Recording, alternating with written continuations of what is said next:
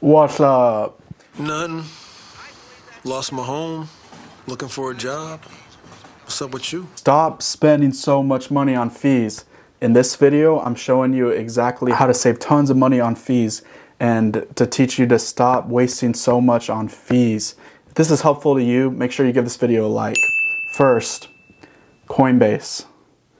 I know a lot of you newbies are using Coinbase, and I gotta show you how you can easily save way more money by using Coinbase Pro. A lot of new people use Coinbase and they don't know any other exchanges, or they haven't even heard of Coinbase Pro and know that it's connected and it's free and you'll save a ton of money on fees. But we're gonna go into the fees on Coinbase. So if you use a transaction of an amount equal or less than $10, the fee is 99 cents. That's literally 10% of what they're taking out for your investment. If the total transaction amount is more than $10 but less than or equal to $25, the fee is $1.49. So let's just say you did $25. So we're gonna do $1.49 divided by 25. So 6%.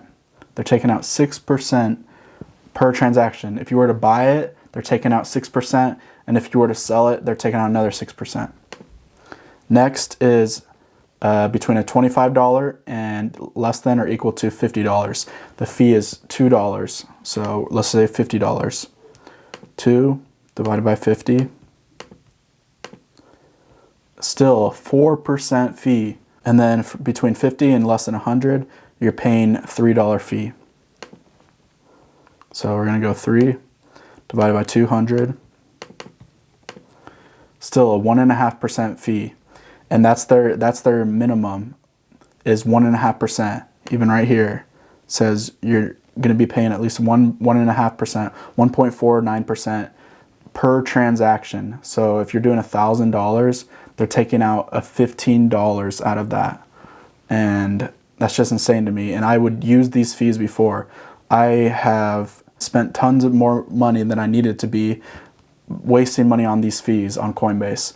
When I even started trading, I started trading on Coinbase, and just to make one transaction, I would do a trade for, like, let's say a couple $100, like $200, and then I spent that 1.5% both times, so that's 3% taken out total for the trade. So I'd have to make at least 3% just to get my money back. And the way I trade is typically 5 to 10%.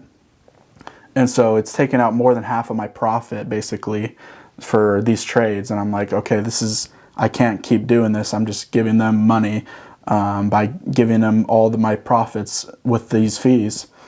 And so then when I finally found Coinbase Pro, this is going to change your life. If any of you are buying on Coinbase, you got to stop right now. You got to start using Coinbase Pro. Now I'm going to go over Coinbase Pro and the fees. So Coinbase and Coinbase Pro are connected, and you can they're linked. And so you can download Coinbase Pro for free on your phone right now, and it'll have the same login. You'll log in the same password, everything, and it'll have all your information already. The reason there's a Coinbase Pro is literally for trading, for these fees. It'll save you tons on fees. And so I only use Coinbase Pro when I'm wanting to buy or sell anything. So we're going to go over here. This is on Coinbase Pro, and we're looking at the fees. The maximum fee is 0.5%. So it's literally a third of what you would pay on Coinbase.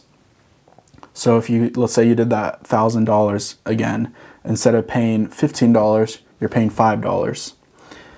And then the fee goes down and down the more volume that you have, the more trading volume. So with people that are trading a lot, they're paying 0.35%, 0.25%, 0.2%, and that just fee goes lower and lower and lower.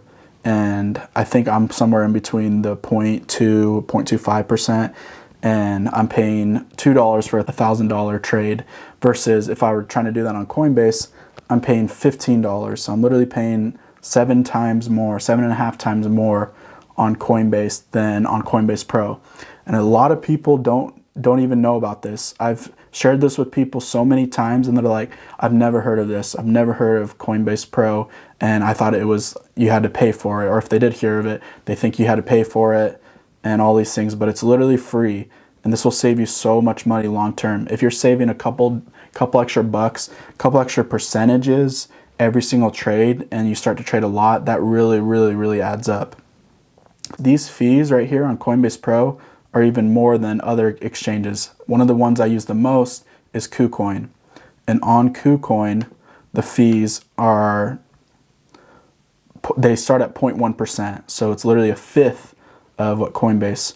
And you can see right here, for me, I'm paying 0.08%. If I do $1,000 transaction, I'm only paying 80 cents. That is so cheap.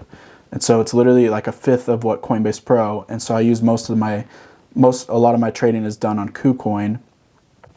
And you can just save so much money on fees. If you trade with, let's just say this 0.1% compared to Coinbase with a 1.5%, that's 15 times. You're gonna save 15 times more money. So you gotta do this right away. Check to see what you're paying on fees. Do not use Coinbase, use Coinbase Pro if you're going to use that. And then you can use Kucoin, which is also a very great exchange, has tons of coins. It'll literally save you so much money when it comes to trading. Now next, the last thing I want to talk about is when you're withdrawing money to and from. People don't realize these crazy fees that they're paying when they're withdrawing money.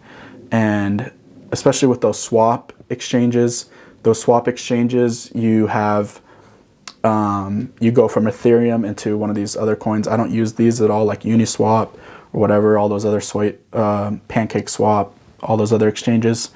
You are going from Ethereum into one of those altcoins, and you end up paying this gas fee of Ethereum to exchange, and it ends up being like $80 a transaction. And so if you're using like $100, 80% of that money is just gone, and now you're stuck with $20 worth of this altcoin. People don't even know or realize that they're doing that. And then they're like, oh, where did all my money go? How come this is only worth this? You're paying that high of a fee, which is why I do not use any of those swap exchanges, because you're paying ridiculous fees. And the last thing I want to talk about is withdrawals. When you're withdrawing, don't use anything except for XLM. XLM is the quickest, the fastest, the cheapest fee and withdrawal that you'll see. So here on Kucoin, you're paying 0.01 XLM no matter how much you withdraw. And 0.01 XLM is literally a fourth of a penny, a fourth of a cent. So XLM is at like 33 cents or 30 cents. So it's literally 0.003. So you're paying like nothing to withdraw any amount. And if you go to any other coin, we're going to go to Bitcoin.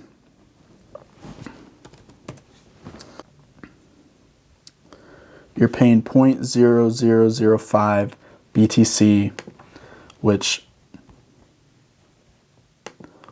0.0005 BTC times the price of 32,000. You're paying a $16 fee when you withdraw. And that is with the price right now. When it was at 60,000, then that's double. That's $30 fee that you're paying. Plus, it takes way longer. It'll take so long for your coins to get from one exchange to another by using Bitcoin. What's another one? Ethereum. What is Ethereum's fee? Ethereum's fee is 0.008. I've even seen 0.01 before for Ethereum. And that,